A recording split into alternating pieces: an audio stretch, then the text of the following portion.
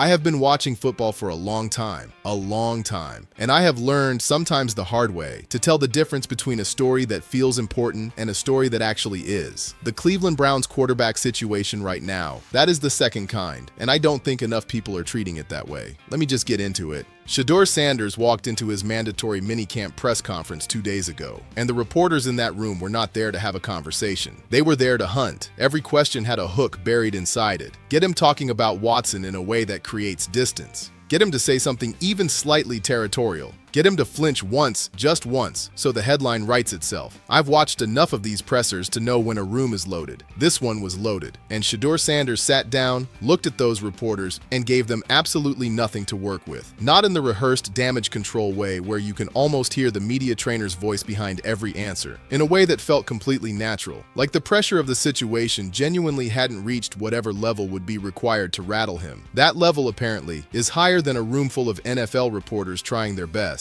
That told me something before a single throw was even discussed. Now the on-field numbers from day 2 of mandatory minicamp. He completed the significant majority of his passes, missed just 2 on the day, accuracy hovering comfortably above 80% across these sessions. I want to put that in context before we go any further, because context is everything here. Offensive coordinator Todd Monken has deliberately kept Shedeur working in the short and intermediate range. No engineered deep ball moments, no highlight throws constructed for the cameras or the tracker. What Monken is running is a deliberate, systematic, layer-by-layer development program. Short concepts, mid-range timing, receiver-quarterback rhythm built in real traffic against real coverage. The kind of work that doesn't show up on a hype reel, but absolutely shows up in September when the game is tight and the field compresses and every decision has to be correct within a window measured in fractions of a second. Here is what that tells me, and I want to be precise about this because I think it matters more than people are acknowledging. You do not build a structured long-term development program around a player you see as a backup. That is not how professional football organizations allocate their coaching time and their organizational energy. This staff has decided at some level that this player is worth the long investment. That is not a guarantee. The competition is genuinely open. I am not sitting here telling you Shedeur Sanders has already won this job because I don't believe that and the data doesn't support it. But that kind of deliberate coaching investment is a signal. And in the NFL, signals like that tend to mean exactly what they appear to mean when you read them clearly and without wishful thinking in either direction. The technical feedback from coaches has been specific. They called out his footwork, said it's noticeably faster over recent weeks, with cleaner movement through his progressions and a compressed window between the snap and the point of decision. I want to spend a moment on why that matters, because I feel like footwork gets mentioned as a generic positive all the time, and it almost never gets explained properly. Footwork in a quarterback is not about how quickly your legs move. It is about the relationship between where your feet land,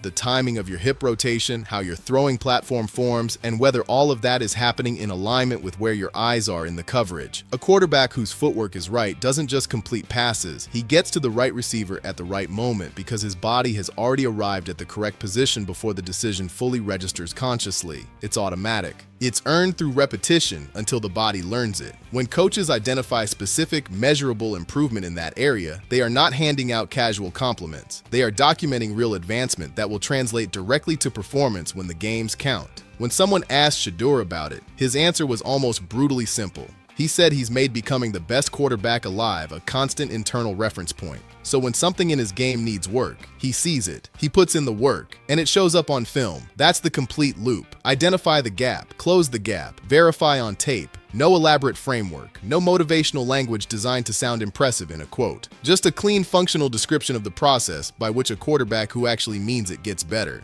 But I keep going back to the press conference, because the numbers tell you one story and the press conference tells you a different one, and you need both to understand what is actually happening with this person. Someone asked Shedeur where his most meaningful growth had come from since the Austin workout program started. His coaches had already been publicly talking about his development, so the reporter was following a thread that was already out there. Shedeur could have gone for the safe answer, named a technical skill, talked about mechanics, given the room the quarterback development language they were expecting. Instead, he said something that essentially translated to, "I told you exactly what I was going to do. I committed to it publicly, and now you're watching it become real." Read that again. That is not a football answer. That is a statement about personal integrity, about the relationship between your word and your actions being one of the most important things a person can build for themselves. He chose a press conference in the middle of a starting job competition, with cameras rolling and reporters looking for weaknesses, to make that statement. I don't know how to explain to you how unusual that is at the rookie level. Most veteran quarterbacks wouldn't say something like that in that setting. He just did. Then the conversation turned to his relationship with Todd Monken, and this is the moment that I have replayed in my head more than I should probably admit. You're expecting technical quarterback coach language, route concepts, protection adjustments, film study details. Instead, Shedeur opens with one word: relationship. He talks about not wanting to let his coaches down. He talks about how, even when a throw misses in practice and nobody visible seems to register that anything went wrong, he feels this specific weight about walking toward the sideline because internally, it registers as letting down someone who genuinely matters to him. He carries the mistake differently because the people around him mean something real to him, not as resources, not as career infrastructure, as people. Think carefully about what he is actually revealing in that moment, because that specific framing of accountability, that way of internalizing a missed throw, not as a technical failure but as a relational one, that is not the psychology of a player locked in competition against a teammate for a roster spot. That is someone who has linked his own development directly to the human beings surrounding him. He is not in a war with Deshaun Watson for a jersey number. He is in a private, deeply personal war against the distance between who he currently is and who he has already decided he is going to be. And I want to explain clearly why that distinction is so important, because it tends to get dismissed as soft when it is actually one of the sharpest separators between quarterbacks who find their ceiling in this league and quarterbacks who spend 3 years wondering why their ceiling never moved.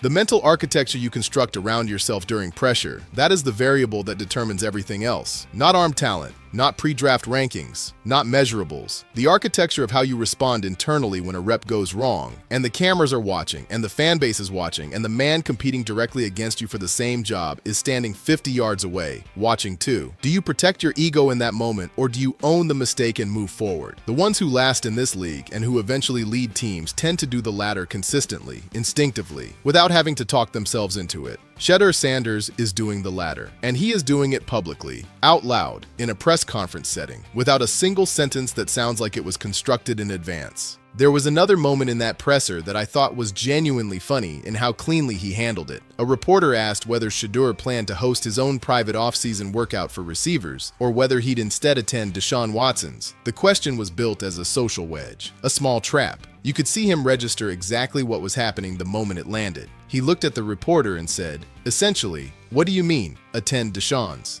Like the framing itself was the thing worth questioning first. The reporter tried to laugh it off and soften the setup. Shedeur didn't give him the inch. He shut it down without sharpness and without drama. His answer: "We are one team. Whatever happens, happens together." That sounds straightforward. It is actually more sophisticated than it appears, because the moment you allow a receiver group to fracture, some guys gravitating toward this quarterback's workouts, others toward that quarterback's sessions, you have damaged the chemistry of that offense before a single regular season snap is taken. Chemistry at this level is genuinely fragile. It requires active, daily maintenance. And here is a man actively competing for a starting position, fully aware that every edge matters, consciously choosing to protect the cultural unity of a quarterback room he shares with his direct competition, rather than exploit an opening that was handed to him. That is not a strategy performed for optics. That is leadership operating as instinct. The people inside that facility feel things like that. They always do. Locker rooms have very sensitive antennae. Now I have to talk about Watson, because I am not going to pretend the other side of this competition doesn't exist or doesn't matter.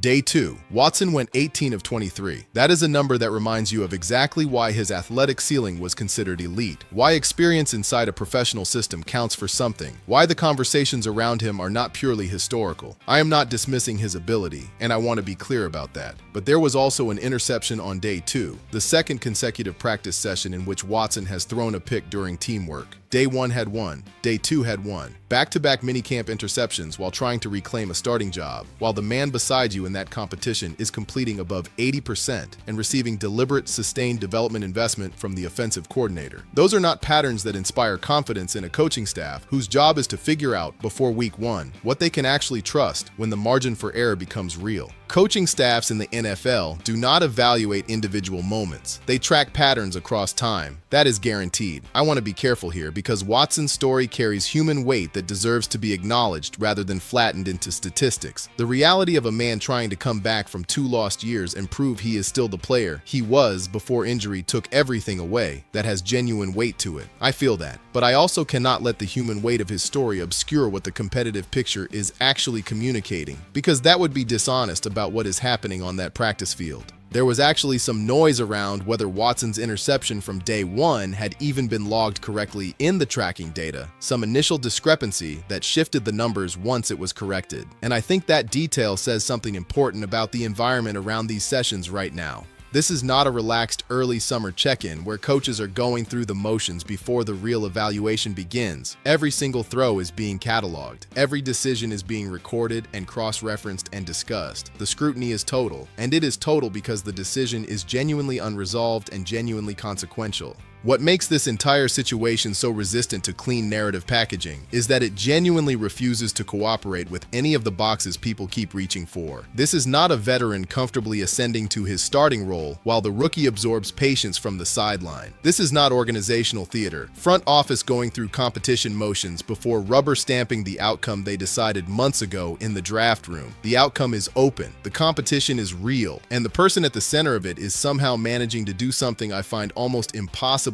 difficult in this environment. Winning individual battles day after day without making any of it feel like combat. Building trust from coaches without visibly campaigning for it. Protecting the team's chemistry while simultaneously trying to take the starting job from the man he shares a building with. That balance is razor thin. Holding it without visible strain, day after day, in front of cameras and reporters and coaches watching everything, is something I genuinely did not expect from a rookie quarterback in this specific situation. I want to be honest about that because I think honesty about what's surprising is important. There is one more piece of that press conference that I have not been able to put down. Someone asked about his daily routine, specifically the mental and spiritual preparation side of it. Shedeur said he prays every morning, listens to different sermons throughout the week. He described it as producing a kind of clarity and internal stability that doesn't require active maintenance or willpower to sustain. It simply exists because the foundation underneath it is solid and consistent. Then he said something that genuinely stopped me. He said he barely uses social media anymore. He said, just locked in.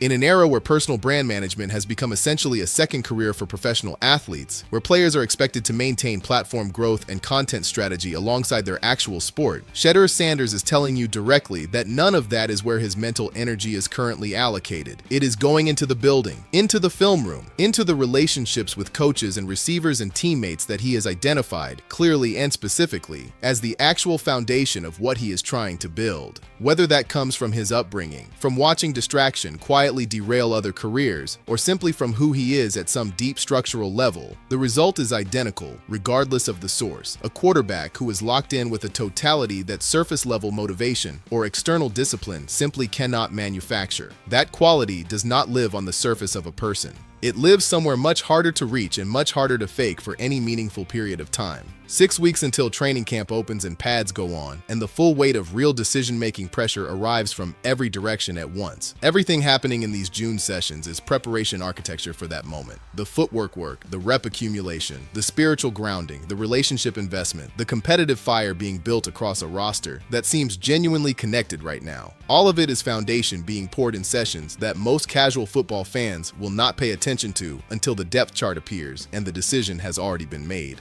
But based on what these 2 days have shown me, the accuracy numbers, the technical development signals, the press conference answers that came from someone who appears to have already resolved the question of who he is and why he is here, I am fully invested in watching where this goes. Not because of his last name, not because of the draft cycle that turned his entry into the league into its own separate cultural event, not because of any inherited expectation or storyline handed down from someone else. Because of what I can observe directly right now with my own eyes. He is doing the right work, in the right sequence, for reasons that feel entirely internal and entirely genuine. And in this specific moment, at this specific stage of a competition that is considerably more open than the general conversation seems willing to admit, Shedeur Sanders is winning the Cleveland Browns quarterback battle one practice at a time.